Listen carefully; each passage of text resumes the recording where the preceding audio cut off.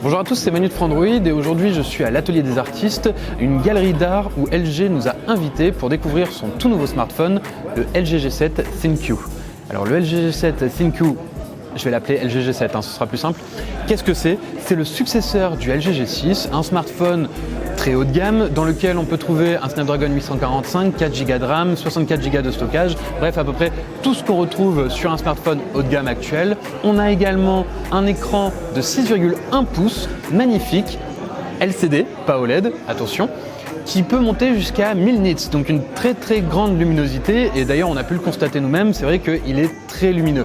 Il est également compatible avec les normes HDR10, donc c'est un écran qui promet quand même un certain contraste malgré le fait que ce soit un IPS et pas un OLED. En tout cas, ce qui accroche l'œil, c'est que cet écran est coupé sur le haut par une encoche. Alors cette encoche, qu'on retrouve quand même sur beaucoup de smartphones aujourd'hui, c'est ce que LG appelle le notch design et veut essayer de le mettre un petit peu en avant avec une particularité de personnalisation que l'on retrouve dans les paramètres du téléphone sous le nom nouveau second écran, si je ne dis pas de bêtises. Alors ce nouveau deuxième écran est un petit peu particulier puisqu'on peut colorer la barre de notification pour plus ou moins la cacher. Alors là où beaucoup proposent juste de mettre une bande noire, LG a décidé de faire un petit peu plus poétique et de mettre soit une bande noire, soit une barre en dégradé de gris vers le noir ou alors carrément en couleur avec du rouge ou alors de l'arc-en-ciel.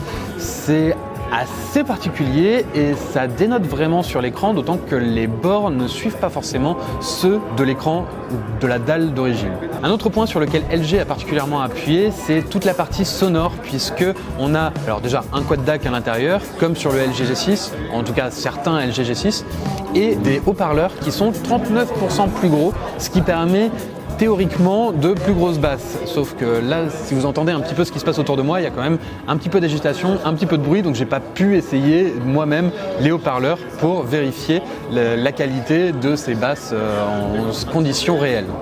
Pour ce qui est de la photo, LG conserve son double capteur 2 x 16 mégapixels, un module avec une ouverture à f1.6 et un grand angle, donc 71 degrés de champ de vision sur le capteur normal, enfin sur le module normal, 107 degrés sur le module secondaire, donc à nouveau le grand angle qu'on avait sur le G6, cette fois-ci avec une ouverture à f1.9. La petite différence avec le G6, c'est que LG promet aucune distorsion sur le grand angle, ce qui fait qu'on devrait avoir des photos plus ou moins panoramique, sans avoir l'effet courbé qu'on a régulièrement sur les grands angles, notamment qu'on avait sur le G6. En dehors de ça, LG promet des photos 4 fois plus lumineuses en conditions de basse luminosité, ce qui est plutôt pas mal, mais ça restera à vérifier, et une AI cam plutôt, excusez mon accent anglais qui est assez pitoyable, donc une intelligence artificielle liée à la caméra qui permet de reconnaître la scène parmi 19 presets et s'adapter aux besoins de l'utilisateur en fonction de la scène sans avoir à passer par le mode manuel. Alors ça c'est la théorie.